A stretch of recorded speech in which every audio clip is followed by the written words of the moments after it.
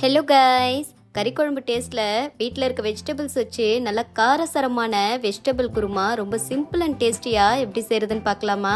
இந்த குழம்ப நீங்கள் ரைஸு, தோசை, இட்லி, பூரி, சப்பாத்தின்னு எல்லாத்துக்குமே ட்ரை பண்ணலாம். டேஸ்ட் வேறு லெவலில் இருக்கும்.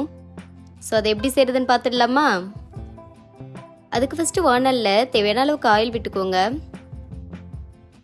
ஆயில் நல்லா காஞ்சதும் ஒரு 3 பட்டை, ஒரு பிரிஞ்சி இலை, 7-8 கிராம்பு சேர்த்து பொரிய விடுங்க. அது கூடவே 1 டீஸ்பூன் சோம்பு சேர்த்துக்கோங்க. ஸோ இதெல்லாம் நல்லா பொரிஞ்சதும் நம்ம கட் பண்ணி வச்சுருக்க 2 பெரிய வெங்காயத்தை சேர்த்துடலாம். சேர்த்து விட்டுட்டு லைட்டாக வதக்கி விட்டுருங்க. இது வதங்கும் போதே கொஞ்சமாக கருவேப்பிலை சேர்த்துக்கலாம். கருவேப்பிலை சேர்த்துட்டு ஒரு 2 மினிட்ஸ் நல்லா வதக்கி விட்டுடலாம். ஆனியன் இந்த அளவுக்கு வதங்கினதும் நம்ம கட் பண்ணி வச்சுருக்க 2 பெரிய தக்காளி சேர்த்துக்கலாம். சேர்த்துட்டு இது ஒரு 1 மினிட்க்கு வதக்கி விட்டுடலாம். இப்போது நம்ம அரைச்சி வச்சிருக்க இஞ்சி பூண்டு பேஸ்ட் இதில் சேர்த்துடலாம். சேர்த்துட்டு சிம் ஃப்ளேமில் வச்சு அதோட ராஸ்மெல் போகிற அளவுக்கு நல்லா வதக்கி விட்டுடலாம். இஞ்சி பூண்டு பேஸ்ட் நல்லா வதங்கிருச்சு. இப்போது 1/4 டீஸ்பூன் மஞ்சள் தூள் அண்ட் 1/4 டீஸ்பூன் சில்லி பவுடர் சேர்த்து ஒரு 1 மினிட்க்கு சிம் ஃப்ளேமில் வச்சு நல்லா வதக்கி விட்டுருங்க.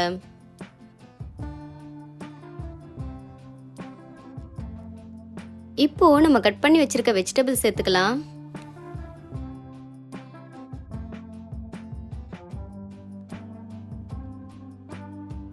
இதெல்லாம் சேர்த்துட்டு ஒரு 2 மினிட்ஸ்க்கு சிம் ஃப்ளேமில் வச்சு வேக விட்டுருங்க. இது வதங்குற டைமில் நம்ம ஒரு பேஸ்ட்டு ரெடி பண்ணிக்கலாம். அதுக்கு ஒரு 1/2 மூடி தேங்காய், ஒரு கையளவு பொட்டுக்கடல, அப்புறம் கொஞ்சம் சோம்பு சேர்த்துட்டு இதை லைட்டாக தண்ணி சேர்த்து அரைச்சி வச்சுக்கோங்க. காயெல்லாம் 2 மினிட்ஸ் நல்லா வதங்கிருச்சு. இப்போ நம்ம வீட்டில் இருக்க குழம்பு பொடி சேர்த்துக்கலாம். நான் ஒரு 3 டேபிள் ஸ்பூன் சேர்த்துக்கிறேன். அது கூடவே 1 டீஸ்பூன் கரம் மசாலா சேர்த்துக்கிறேன். எனக்கு தேவையான அளவுக்கு உப்பு சேர்த்துக்கிறேன். சேர்த்துட்டு இதை நல்லா மிக்ஸ் பண்ணி விட்டுட்டு ஒரு 5 மினிட்ஸு சிம் ஃப்ளேமில் அதோட ராஸ்மெல் போகிற அளவுக்கு வேக விட்டுருங்க. 5 மினிட்ஸ் ஆயிடுச்சு. இப்போ நம்ம அரைச்சி வச்சிருக்க பேஸ்ட் இதில் சேர்த்துக்கலாம். சேர்த்துட்டு அது கூடவே குழம்புக்கு தேவையான அளவுக்கு தண்ணியும் சேர்த்துடலாம்.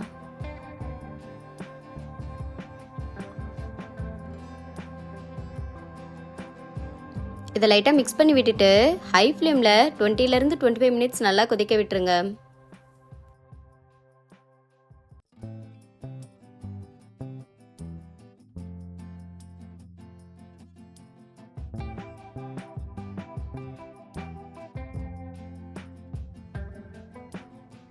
அவ்வளோதாங்க, குழம்பு ரெடி ஆயிருச்சு. அண்ட் இறக்கும் பொழுது கொஞ்சமாக கொத்தமல்லி தழை தூவிட்டு அடுப்பு ஆஃப் பண்ணிடலாம்.